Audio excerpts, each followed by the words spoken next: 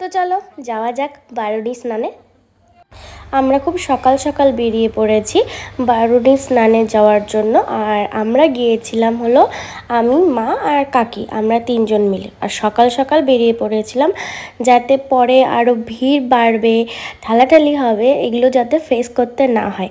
তো একটা ভালো সময় দেখে আমরা বেরিয়ে পড়েছি, যে সময়টা স্নান করার জন্য খুব ভালো। তো এখানে আমরা সবাই চলে এসেছি। আর আমাদের এখানে যেখানে স্নান হয় সেটা অনেকটা ভেতরে গ্রাম সাইডের দিকে। তো এইখানে বুঝতেই পারছো চারিদিকের পরিবেশটা দেখে যে কতটা ভেতরের দিকে। তো এই যে চলে এলাম। আর এখানে যেটা দেখলাম সেটা হলো এখানে 4টে মন্দির আছে। আর অপোজিটে যেখানে স্নান হয় তার অপোজিটের দিকে একটা মা গঙ্গার পুজো করা হয়। আর এখানে মা আর কাকি মিলে ডিসকাস করছে যে অ্যাকচুয়ালি কি করা হবে, কারণ এখানে সেই রকম কোনো সুবিধা নেই। এখানে প্রতি বছরই মেলা হয়, আর এটা অনেক বছর আগে থেকে হয়ে চলছে।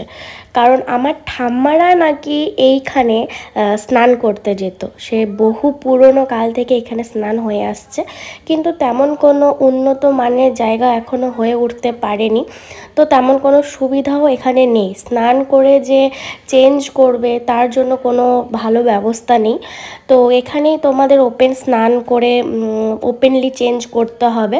তো এই কারণে মা আর কাকি মিলে ডিসকাস করছিল। তো এখানে দেখো লোকজন আছে কিন্তু খুব কম, কারণ মানে একটু সকাল সকাল তো, আর আমরা সকাল সকালে গিয়েছি, এই ধরে নাও 7:30 8টা নাগাদ।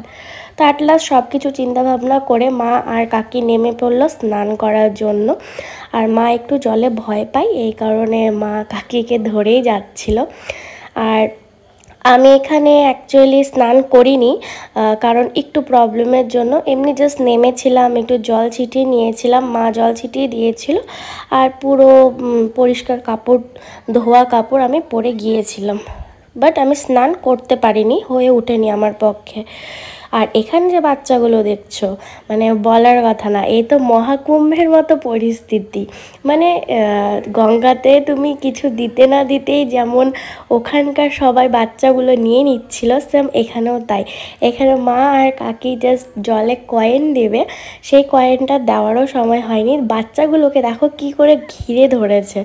মানে দিতেও পারেনি, যে দিতে না দিতে ওরা চুম্বুকের সাথে লাগিয়ে দিয়েছে। মানে ওরা বড় বড় চুম্বুক নিয়ে যাচ্ছে টাকা পয়সা তোলার জন্য, মানে যা জলে দিচ্ছে সেগুলো নিয়ে নিচ্ছে আর কি। আর এখানে মা আর কাকির পরেও আরও অনেকে যাবে, সেম তাদের সাথেও তা হয়েছে। আর মা এখানে জলে ডুব দিতে পারছিল না, কারণ মার মানে কোনোদিনও মা এরকম জলে স্নান টান করেনি। এক্ষেত্রেও দেখো মা আর কাকি এখানে স্নান করছে, এখানে যে দিদিটা গিয়েছে বাচ্চাগুলো তাকেও ঘিরে ধরেছে।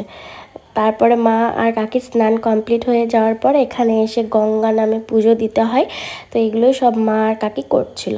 তো তোমরা ভিডিওটা দেখো, পরে আবার কথা হবে।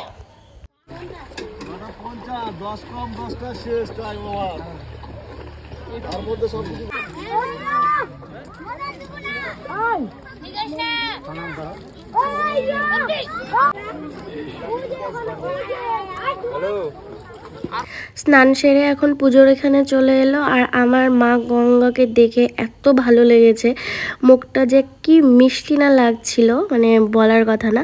আর দেখো এখানে যারা মানত করে তাদের মানত হয়তো ফলেও, এই কারণে দেখো মা গঙ্গা কত কিছু পেয়েছে।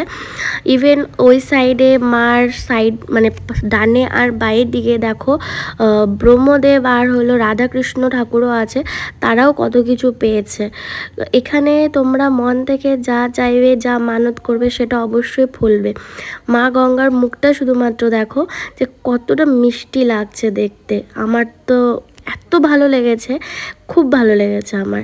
তো যাই হোক, মা আর কাকি এখানে পুজো দিল। আর এখানে এই এরিয়াটা মানে চত্বরটা দেখো কত বড় একটা বট গাছ ঘিরে রেখেছে। আর আমি এখানে কি করব ভাবছিলাম, এখানে দাঁড়িয়েছিলাম, দাঁড়িয়ে থাকতে থাকতে কোকিলের ডাক শুনছিলাম, এত মিষ্টি ডাক ডাকছিল এই কারণে। আর মারা তো পুজো দিচ্ছে, দেখলেই তোমরা। তারপরে আমাদের পুজো দেওয়া কমপ্লিট, আর আমরা একটু টাইম থেকে বাড়িতে চলে এসেছিলাম। তো চলো টাটা।